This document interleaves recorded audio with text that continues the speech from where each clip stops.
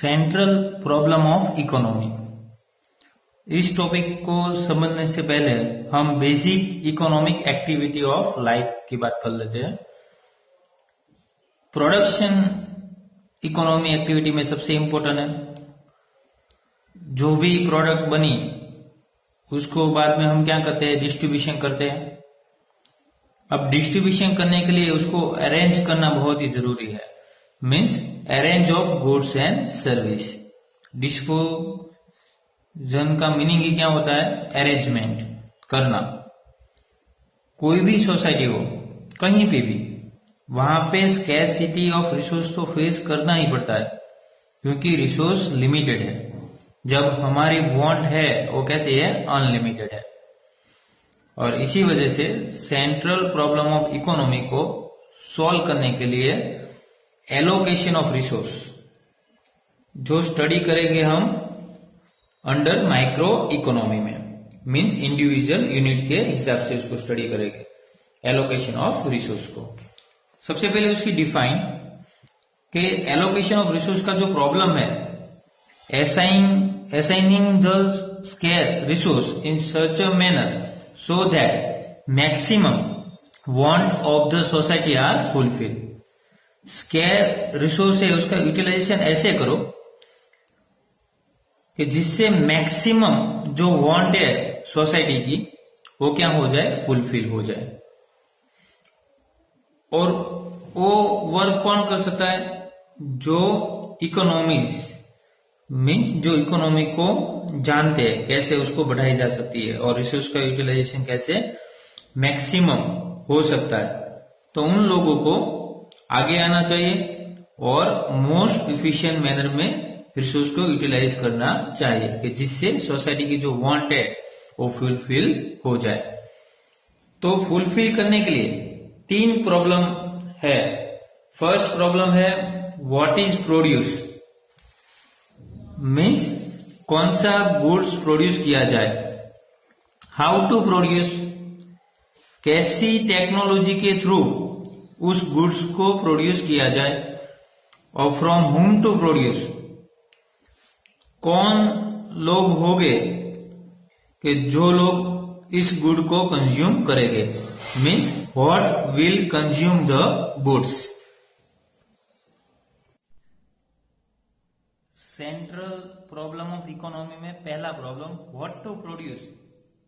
ये जो प्रॉब्लम है उसमें selection of goods and service to be produce and the quantity to be produce of each selected commodity जो की जाती है वो डिपेंड करता है कि कंट्री की इकोनॉमी कितनी है। और जब आप कोई एक गुड्स और सर्विस को बढ़ाते हैं तब उसका मीनिंग क्या होता है कि दूसरी जो गुड्स एंड सर्विस है उसका जो प्रोडक्शन और क्वांटिटी है वो क्या हो जाएगा, कम हो जाएगा। वो उसका मेन रीजन है। एग्जाम्पल के थ्रू मैं आपको बताता हूं, जैसे कि production of more sugar is possible only by reducing the production of other goods. Means sugar का प्रोडक्शन तभी बढ़ेगा जब उसके अपोज में दूसरा जो गुड्स है उसका प्रोडक्शन कम होगा। दूसरा एक एग्जांपल देता हूं मैं आपको, production of more war good. War good means gun, tank, वो सब वॉर गुड है, तो वो तभी पॉसिबल होगे जब रिड्यूसिंग होगा production of civil goods. Civil goods किसको बोलते हैं, ब्रेड, बटर, वो सब सिविल गुड्स है। मीन्स एक क्वांटिटी बढ़ाने की वजह से दूसरी क्वांटिटी क्या करनी पड़ती है, रिड्यूस करनी पड़ती है। उसको ही हम इकोनॉमी का प्रॉब्लम बोलते हैं। तो कौन सा गुड कितना प्रोड्यूस करना है और कितनी क्वांटिटी में प्रोड्यूस करना है वो किसके ऊपर डिपेंड है, उस कंट्री की इकोनॉमी के ऊपर डिपेंड है। वही डिसाइड करता है कि goods should be produce and what quantity. तो 2 एस्पेक्ट है। First aspect what possible commodity to produce. Economy ही डिसाइड करता है कि विच इज कंज्यूमर गुड्स और which of the capital goods. तो कंज्यूमर गुड्स कौन से हैं, राइस, व्हीट, क्लोथ। और कैपिटल गुड्स कौन से हैं? मशीनरी, इक्विपमेंट और दूसरे बहुत सारे। ऐसे ही इकोनॉमी ही डिसाइड करता है हमारी चॉइस कि हमें सिविल गुड्स चाहिए कि वॉर गुड्स चाहिए। तो सिविल गुड्स कौन से? Bread, butter. वैसे वॉर गुड्स कौन से? गन और टैंक।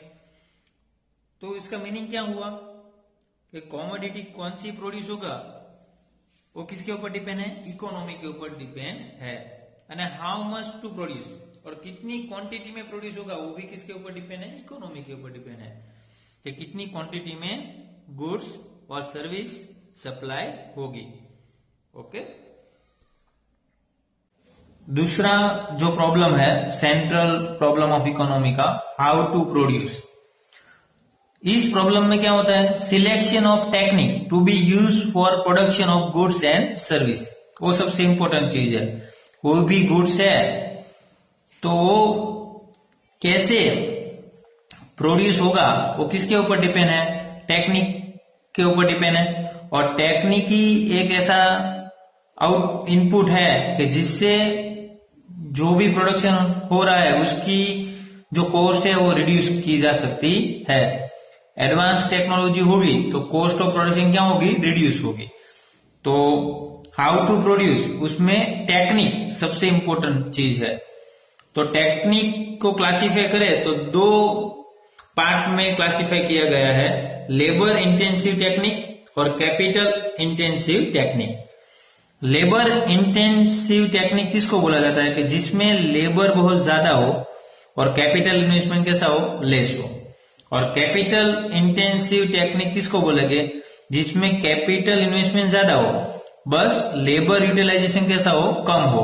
उसका बेस्ट एग्जांपल है textile.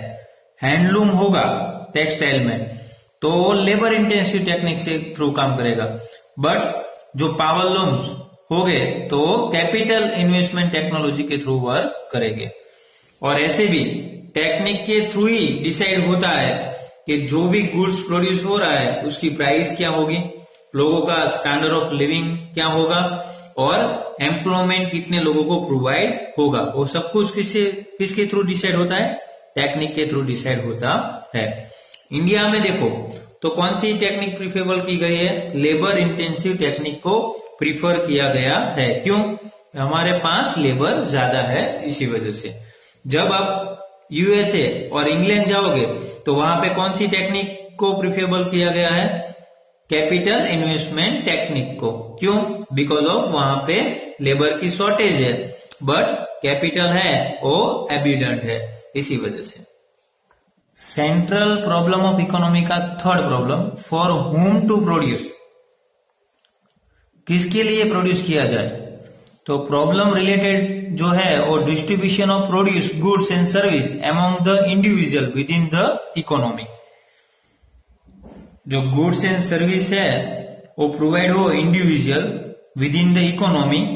Selection of the category of people who will consume the goods. पहले तो हमें सिलेक्ट करना पड़ेगा कि कौन सी कैटेगरी के पीपल को गुड्स की जरूरत है।